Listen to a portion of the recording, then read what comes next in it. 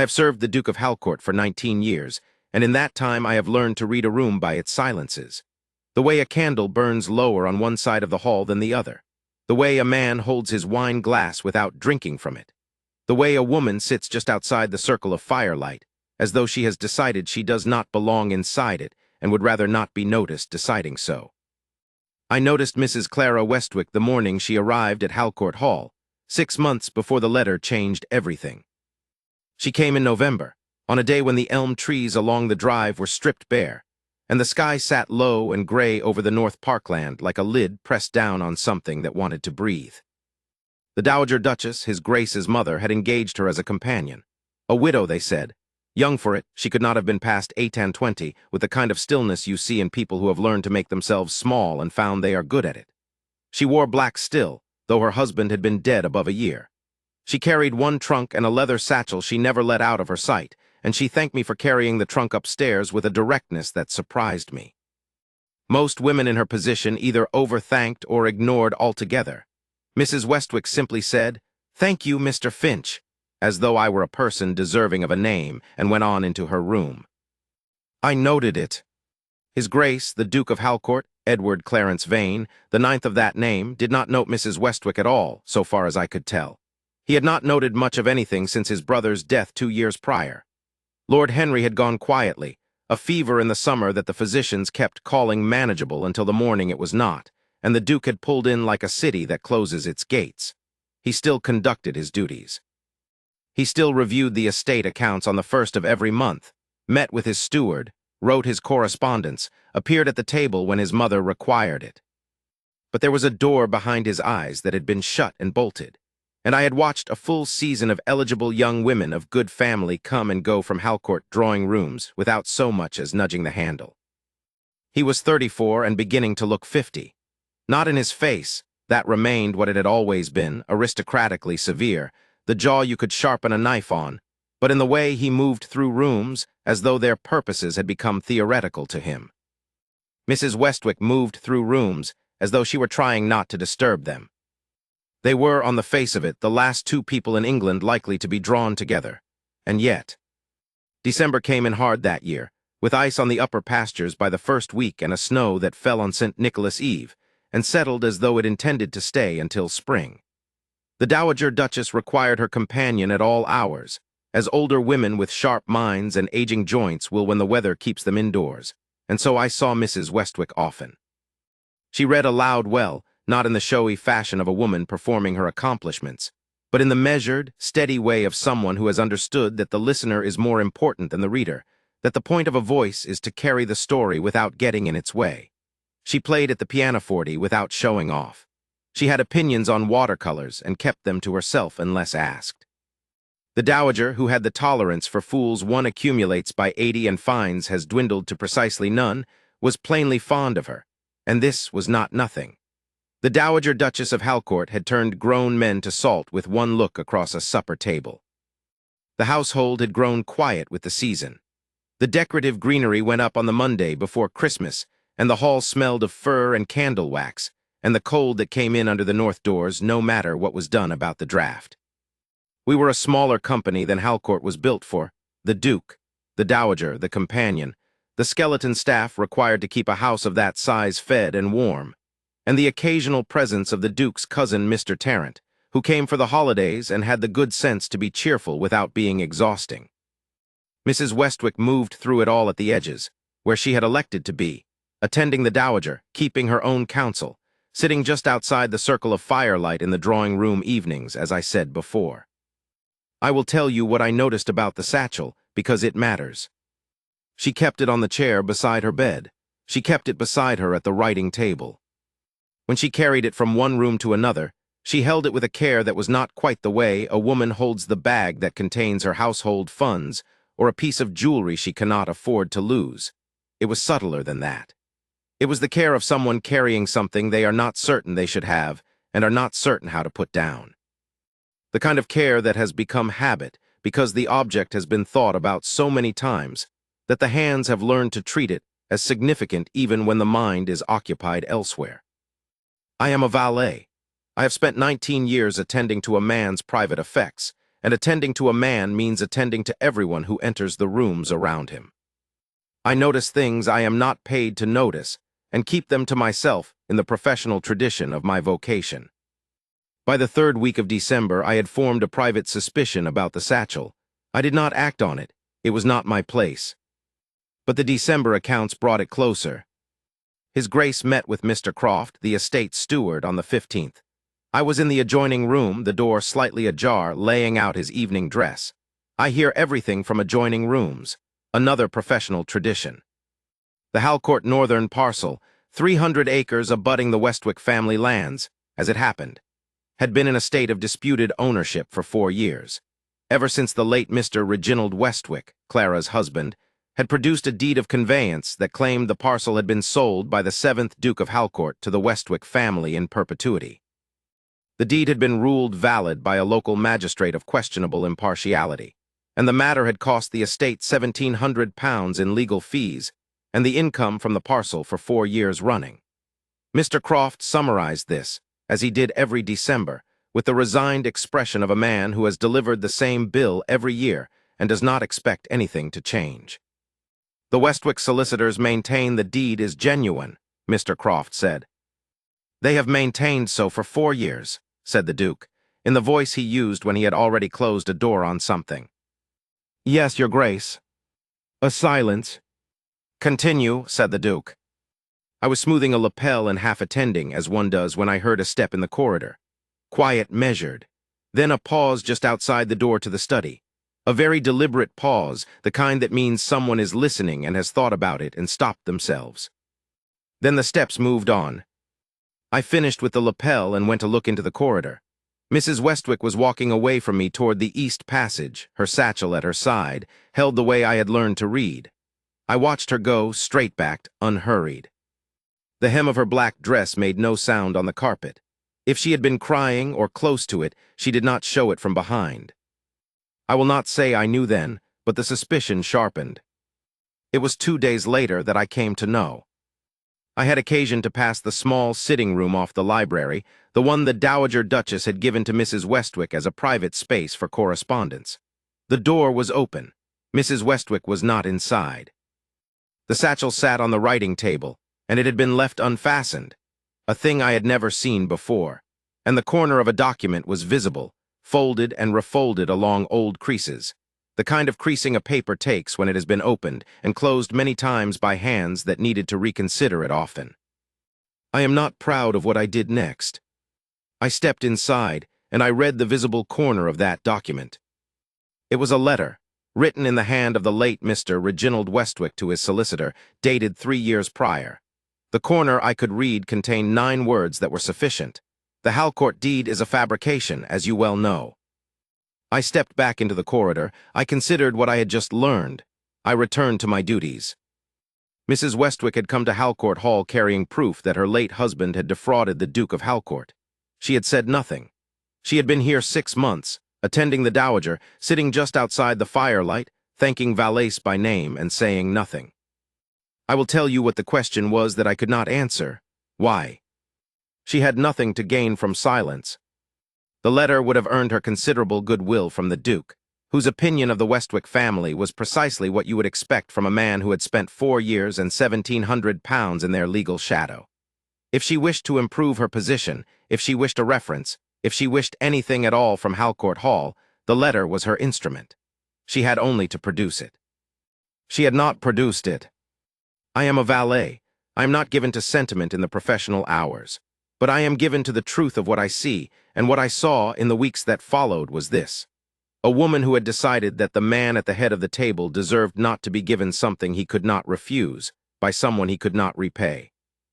She did not want to come to him with a debt owed. She had decided, and this is what a valet sees in the long days of a closed household in December, in the way a person moves through rooms. She had decided it was better to say nothing and lose nothing than to produce the letter and have him look at her always afterward as the woman who had brought him relief from a burden and expected something in return. What she expected in return was nothing. That was the whole of it. I did not go to the Duke. It was not my place, and I confess I was not entirely certain, at that stage, what I would have said. that his companion's satchel contained evidence of the Westwick fraud, that a woman I had known 6 months had chosen silence on his behalf. These are not things a valet brings to a duke's study over morning correspondence. They are things that must arrive in their own time, through their own door. What I did instead was watch. It is, as I have said, my principal vocation. 3 evenings after I read the corner of that letter, Mrs. Westwick played at the pianoforte after supper. The Dowager had requested it. The company was small, the Dowager in her chair, the Duke's cousin Mr. Tarrant dozing pleasantly in the far corner in the way men do when they are comfortable and the hour is late, and the Duke himself seated near the window with a book he had not opened. The fire was well built. The candles burned evenly, and Mrs. Westwick played. She played a pavane, slow and ceremonial, and then something faster that I did not know the name of, and then a piece that I recognized from Lord Henry's preference, a melody he had asked for often at family evenings in the years before his death. I do not know whether Mrs. Westwick knew its association. The Dowager's eyes closed in the particular way they do when she is listening rather than sleeping. Mr. Tarrant's breathing deepened entirely. The Duke set down his unread book. He did not look at the music. He looked at her hands, then at her face in profile, the way the candlelight fell across it, the composure of a woman who has decided that music, at least, asks nothing of her that she cannot give honestly. And I watched the Duke of Halcourt, who had not been moved by much in 2 years, sit very still with the expression of a man who has heard something he did not expect to hear, and has not yet decided what to do with it. When she finished, the Dowager opened her eyes and said, "Again, if you please," in the tone of someone who has given an instruction they fully expect to be obeyed. Mrs. Westwick played it again. The Duke sat still. That was the 23rd of December. It was, looking back, when the door began to move, though nothing had been said and the letter had not yet fallen. The matter resolved itself, as matters of that kind do, in the way that cannot be planned. St. Stephen's Day, the 26th, fell on a Sunday that year, and the household kept the tradition of morning service in the private chapel at the north end of the house. The Dowager Duchess attended in her chair, her companion beside her. The Duke attended because his mother required it, which was the only reason he attended anything those days.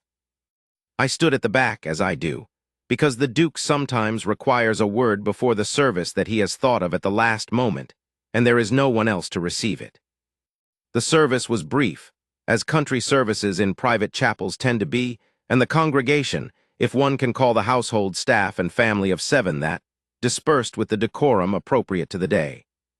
Snow had begun to fall again outside the narrow chapel windows, the kind of fine-grained snow that comes in sideways and means to stay, and Mrs. Westwick lingered a moment in the pew to gather herself, as people who are slightly cold and have been sitting still do. I was near the door when I heard the sound, a soft, papery sound. The satchel was looped over her arm. She had reached into it, perhaps for her gloves, and the folded letter had slipped free and fallen. It lay on the stone floor of the chapel, half in shadow, pale against the gray flag. Mrs. Westwick did not notice immediately. She had put on one glove and was looking for the other. The Duke had not yet reached the door. He had paused at the end of his pew, as he sometimes did, and I had seen him do it before. It was the pew where Lord Henry had always sat, and sometimes the Duke simply stopped there for a moment, the way you stop at a place that holds something you cannot carry and cannot leave. He turned. He saw the paper on the floor before Mrs. Westwick did. What a man does in a moment like that tells you something essential about him. He could have left it. He could have called it to her attention and moved on. He is the Duke of Halcourt. He is not a man required to pick things up from chapel floors. He bent and picked it up. I watched him glance at it. One cannot help but glance at a document that falls open into one's hand. I watched his face. I know his face better than any other face in the world, 19 years being what they are, and I watched the stillness come over it that is not blankness. It is the opposite, the stillness of a mind suddenly very busy behind very controlled features. He looked at Mrs. Westwick. She had turned by then. She had seen him holding it. She had gone, in the space of 2 seconds, from a woman who was looking for her other glove to a woman standing in a chapel doorway in a snowstorm with 6 months of careful silence suddenly ended. "This is yours, I believe," said the Duke. His voice was entirely even. That is the control of 19 years, too. "Your Grace," she said. She did not move. "The weather has worsened," he said. "The chapel will be cold in a moment. If you are not otherwise engaged, Mrs. Westwick, I wonder if you might walk with me. There is something I should say about how the Duke of Halcourt delivers a sentence that begins, 'I wonder if you might.' He is the 9th Duke. He is the son of a man who was the 8th Duke, and the grandson of a man who was the 7th, the one whose estate steward may or may not have actually sold those 300 acres to a man named Westwick 2 generations back. When he says, 'I wonder if you might,' he means, you will, and we both know it. But he has been raised to deliver the thing without the machinery showing, and so it arrives as a question." Mrs. Westwick put on her second glove. She said, "Of course, Your Grace." I followed at the distance a valet follows, far enough to be absent, close enough to be needed. The snow was falling properly by the time they reached the churchyard, that small enclosed garden of stones and yew trees that sits on the south side of the chapel, where the Vane family has been buried for 200 years and the grass is always slightly softer for it. The Duke stopped beside his brother's stone. I don't think he chose it deliberately. I think it was simply where he stopped. He held the letter out to her. "I didn't read it in full," he said. "I read enough." She took it. She held it in both gloved hands and looked at it for a moment, the way you look at a thing when you have been carrying it so long that holding it in plain daylight feels strange. "Tell me," said the Duke, "why you said nothing." She was quiet for a moment. Snow fell on the stone beside them and on the shoulders of her black wool coat, and she didn't brush it off. "Because it was not mine to offer," she said at last. "It is a document that could resolve a matter. This estate has spent 4 years and considerable expense." "Yes," she said. "I know. And you chose to say nothing." "I chose," she said carefully, "not to be the woman who arrives at a great house with her late husband's shame in her satchel, and produces it at the opportune moment for maximum advantage to herself." The Duke was quiet. In 19 years, I have learned to hear the quality of the Duke's silences, and this one was not the silence of a man who has closed a door. It was the silence of a man who is finding that a door he believed was closed has, without his knowledge, been quietly held open by someone standing in the cold on the other side. "You had no advantage," he said. "I had the appearance of one," she said, "and that is worse. To present you with something your estate requires and make it a gift from the widow of the man who took it in the first place, it is not a gift. It is a position, and I did not want a position." "What did you want?" said the Duke. She looked at the letter in her hands. "I wanted," she said slowly, "to know what it was like to be in a place where I was not Reginald Westwick's widow, where I was not anyone's debt or instrument or claim, where I could read aloud to the Dowager Duchess and be useful and not be owned by what my husband did." She looked up. The snow was in her hair by then, small white points against the dark. "I know that is a great deal to want." "It is not a great deal to want," said the Duke. His voice was different. I had not heard it like that in 2 years. "It is the most ordinary thing in the world to want, and the most difficult." She met his eyes. I was 12 feet away and I saw it. "You could have had me removed," she said.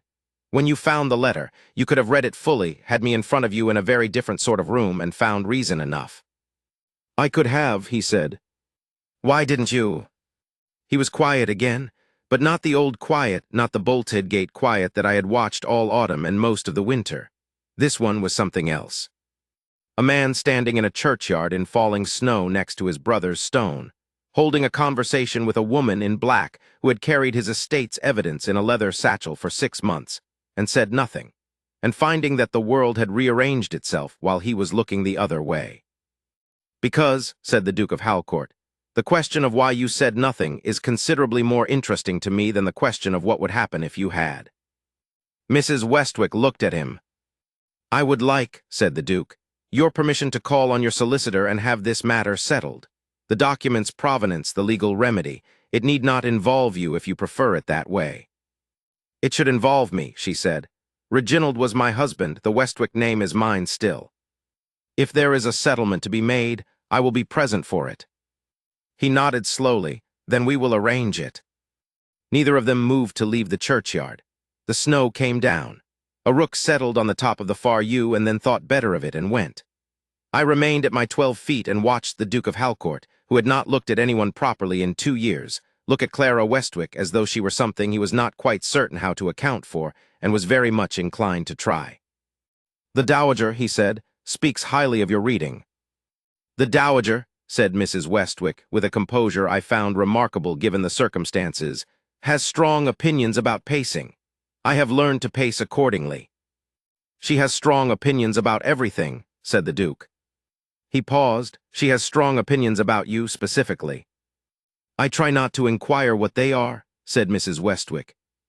"She told me," said the Duke, with the careful precision of a man delivering a thing that has been waiting in him for some time, "3 weeks ago, that you were the most sensible woman to have set foot in Halcourt Hall since my sister married and left it. She said this while I was attempting to discuss the north pasture drainage, which is typical of her." Mrs. Westwick said nothing, but something shifted in her face, not emotion exactly, more like the last of a long tension quietly leaving. "She is not wrong," said the Duke. "In my experience—" "You have had very little experience of me, Your Grace," she said. "You have barely—" She stopped. "Looked at you," said the Duke. "A beat." "I have looked at you," he said. "Rather more than you would have observed, Mrs. Westwick. I am not given to making it obvious." She looked at him steadily. "No," she said, "I wouldn't have said you were." The snow fell. One of the yew trees released its gathered weight with a soft sound and stood a little straighter. The stone beside them bore Lord Henry's dates, the short years of them, and the Duke put one hand briefly on the top of the stone the way he sometimes did in passing, not a gesture of grief exactly, but of familiarity, the way you touch a door frame when you pass through it often enough that it has become part of how you know your own house. "He would have liked you," said the Duke. It came out quietly, not as a performance of feeling, but as a simple fact occurring to him. Henry. He liked people who made themselves useful without requiring applause for it, and people who said uncomfortable true things without making them into accusations. He paused. "He was better at it than I am." "I am sorry," she said, and she meant it in the way of people who have lost someone themselves and know what the sentence is actually for. Not a formality, an acknowledgement that one absence understands another. He looked at her, really looked, in the way I had been watching him not look at people for 2 years, with the full weight of attention that a man keeps behind that bolted door when he keeps himself at arm's length from the world. And I found I had to look elsewhere for a moment, at the snow on the grass, and the way it had already covered the path back to the chapel door. "I would like," said the Duke, "to ask you something that is not strictly my place to ask, given the circumstances." "Ask it," said Mrs. Westwick. "Do you intend to remain at Halcourt Hall?" She was still for a moment. The question was a plain one, practically speaking. Her engagement was to the Dowager and could end at either party's will, but it was not a plain question, and they both understood it was not. "I had not," she said slowly, decided. "I would ask you to consider it," said the Duke. "The Dowager's health is not as strong as she presents it. She does not say so. Mr. Croft says so from what the physician told him, and Mr. Croft tells me things others do not because I have instructed him to. She benefits from your company in a way I am not able to provide, being occupied." He paused, as though choosing his next words from a larger supply. "And I find that I should like the opportunity to know you better under circumstances rather less complicated than the present ones." Mrs. Westwick regarded him for a long moment. "That is 2 reasons," she said. "It is," said the Duke. "Your Grace," she said carefully, "I spent 6 months in this house saying nothing about a letter that could have secured my position entirely. I hope that is evidence enough that I am not a woman who acts from secured positions or who can be easily placed in one." "It is the primary evidence," said the Duke, "that I am asking." Another silence, but this one was warm, somehow, despite the snow, despite the stone, despite the cold gray light coming down through the yew trees. Something had been released into it. All of those 6 months of silence, perhaps, all of that careful not speaking, finally given leave to be what it was instead. "Then I will consider it," said Mrs. Westwick. "I will give you my answer after the 12th night if that satisfies." "It satisfies," said the Duke. They stood there a moment longer, and then she turned, unhurried, and walked back through the churchyard toward the chapel door. She did not look back. She carried the satchel the way she always carried it, close and deliberate, though what it held now was different. No longer a silence, only a letter, old creases and all, in need of a solicitor and a resolution, and perhaps eventually a fire. The Duke stood beside his brother's stone another moment. Then he looked up at the sky, at the snow coming down through it, The way a man looks up when something has shifted so quietly inside him that he is not yet certain it happened, and needs the sky to confirm that the world is still the same world. I stepped forward at my professional distance. "Your Grace." "Finch," he said. "The fire in the library will have burned low," I said. "Shall I have it seen to?" He looked at me. In 19 years, I have also learned that a Duke of Halcourt is fully aware when his valet has been standing 12 feet away in the snow for the better part of 20 minutes. He is simply not always disposed to mention it. "Yes," said the Duke of Halcourt, "have it seen to."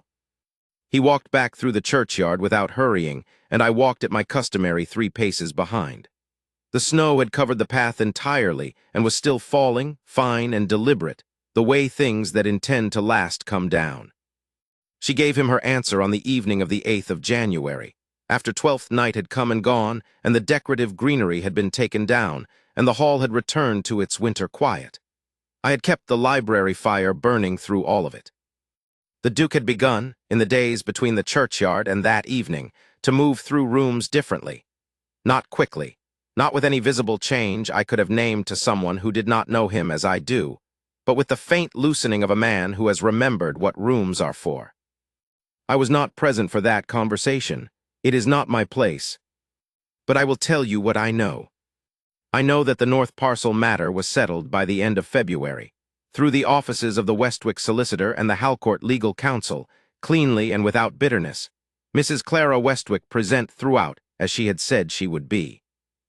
I know that the Dowager Duchess of Halcourt, who had been forming strong opinions about Mrs. Westwick for 6 months with the patience of a woman of 80 who has learned to play a long game, told me in March, with the expression of someone who has been waiting to be right and finds the experience entirely satisfying, that there would be a small dinner the following week, a family occasion only, and that Mrs. Westwick would be seated at the Duke's right hand. I know that the Duke of Halcourt, who had not looked at anything properly in 2 years, began in the new year to look at things again. At the north pasture in the morning light, at his brother's books, taken down from the shelf and left open on the library table, at the woman who sat across from him at meals and read aloud to the Dowager in the afternoons, and had opinions on watercolors that she now shared occasionally. When asked, with a precision that had begun to make the Duke smile in the way a man smiles when he has found something he did not know he was looking for. He looked at her the way a man looks at someone who held a door open for him in the cold for 6 months, without asking to be noticed doing it. Which is to say, the way a man looks when he has understood something about devotion that he had not understood before. Not the grand gesture, not the public claim, not the sweeping act that a room full of witnesses can see and approve, but the quieter, more difficult thing, the daily choosing of grace when self-interest would have been so much easier.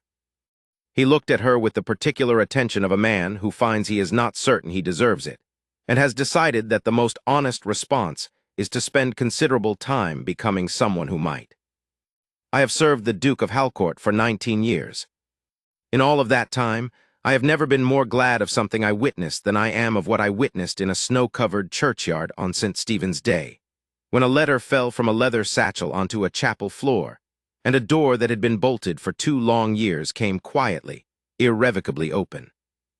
It was, in my professional opinion, exactly what Halcourt Hall required.